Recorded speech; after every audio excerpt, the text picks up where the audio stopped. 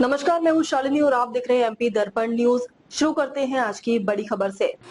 करोड़ों का hi tech bus stand या नशेड़ियों का विश्राम स्थल। सूरजपुर में यात्रियों की दुर्दशा, नशेड़ी ले रहे मजा।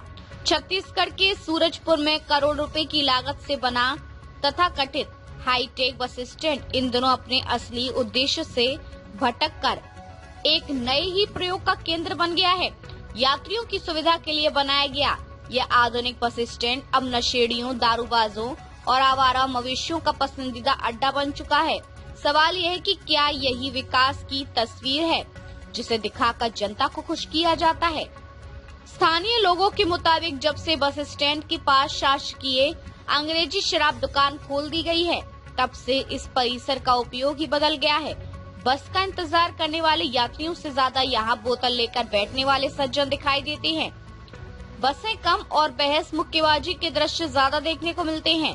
कई बार तो स्थिति इतनी मनोरंजक हो जाती है कि यात्रियों को लगता है कि मानो वे बस स्टैंड नहीं बल्कि किसी लाइव रियलिटी शो के दर्शक बन गए हैं। यात्रियों के बैठने की कुर्सियों और प्रतीक्षालयों के आसपास शराब की खाली बोतलें, प्लास्टिक के गिलास और कांच के टुकड़े ऐसे बिखरे पड़े हैं जैसे किसी स्वच्छता अभियान का उल्टा संस्करण चल रहा हो।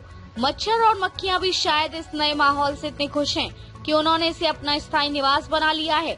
यात्रियों को बस के साथ साथ बीमारी का इंतजार भी करना पड़ सकता है। रही सही कसर आवारा मवेशियों ने पूरी कर दी है। कभी गाय प्लेटफॉर्म पर टहलती दिखती हैं, तो कभी कुत्ते आराम से यात्रियों की सीटों पर कब्जा जमाए रहते हैं। लगता है बस स्टैंड अब इंसानों से ज्यादा पशुओं और नशेड़ियों के साझा उपयोग का सार्वजनिक स्थल बन चुका है। सबसे दिलचस्प बात यह है कि करोड़ रुपए खर्च करके बनाए गए इस हाईटेक बस स्टैंड की हालत पर जिम्मेदार विभाग गहरी नींद में है।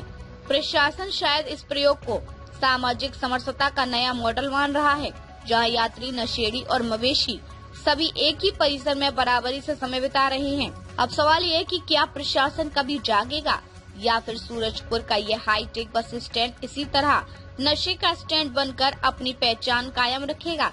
फिलहाल तो यात्री यही सोच रहे हैं कि बस कब आएगी और व्यवस्था कब सुधरेगी। सूरजपुर से एमपी दर्पण के लिए सुनील सोनी की विशेष रिपोर्ट।